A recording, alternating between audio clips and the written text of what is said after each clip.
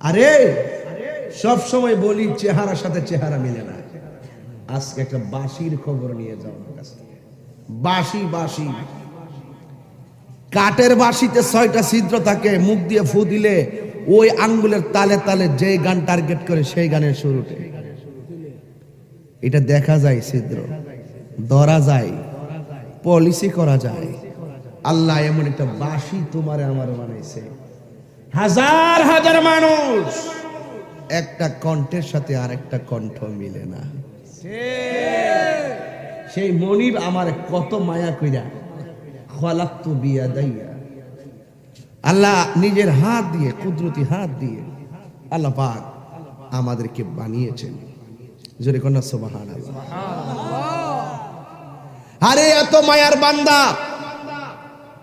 নাফরমানি করলে তো চলবে না বান্দারে।